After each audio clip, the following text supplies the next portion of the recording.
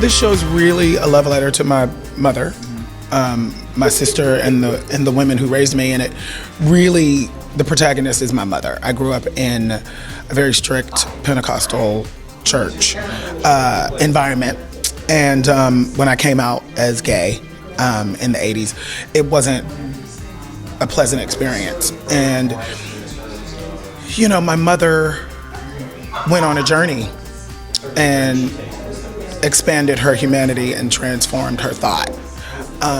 And I just wanted to talk about that. I wanted to show the world that change is possible. Change takes time, but change is possible. We were staying at our friend Susan Dietz, she's the godmother of this project, and every morning Billy would be, making his omelet or making his breakfast. I'd be sitting at the kitchen table, and he would say, "I want to write a play about my mother." And so it started in Susie Dietz's kitchen in Sherman Oaks, California. Well, Billy and I did a play maybe 7-8 years ago, and at the time he said, "I'm writing this play.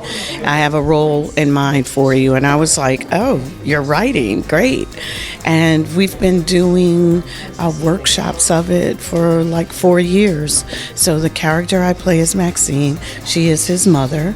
And it's a very honest play about a time in his life when his entire family was actually going through a searching and looking for honesty and truth in who they were and where they were in their lives. It's about forgiveness. It's about parenting. It's about trust.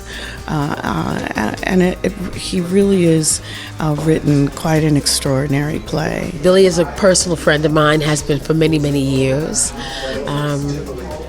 His first show in New York was at the Public. It was a show called Romance in Hard Times, written by William Finn, and that's where we met. That was many years ago. I've watched him move and shake and work his way up to this fabulous Tony Award-winning performance that he does in Kinky Boots. And so when he approached me about playing this role, I was very enthusiastic about doing it because I wanted to work with him in this capacity. Primary Stage has actually found us. I have just been writing it and working on it for a number of years, and taking it to play festivals and readings and things of that nature, and it got into the hands of Andrew Lindsay, and he gave us a call.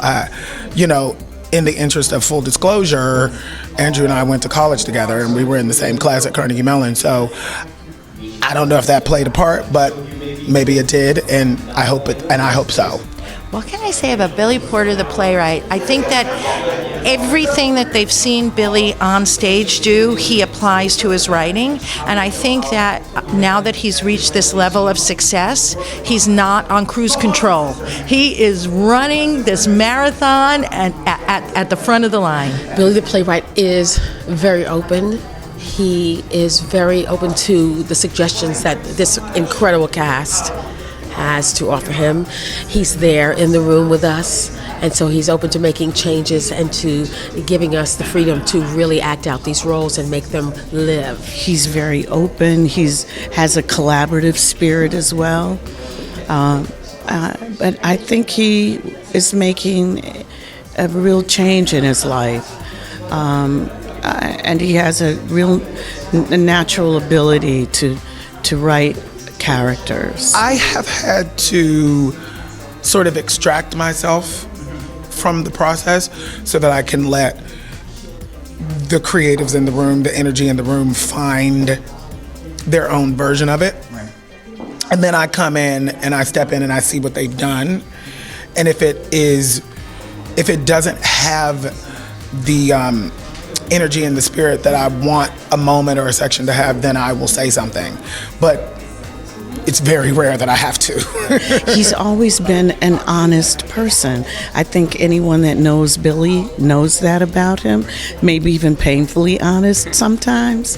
And the glorious thing for me is to be able to work on a new play. And he's changing it every day, and we're working things out every day. It's really a fabulous process. I'm in the cast with this incredible stupendous actors, many of whom I've known for many years, but we've never worked together. So it's a love fest. The message is universal. The target audience is everybody. And, you know, I want people to leave with the idea that there is healing inside of truth.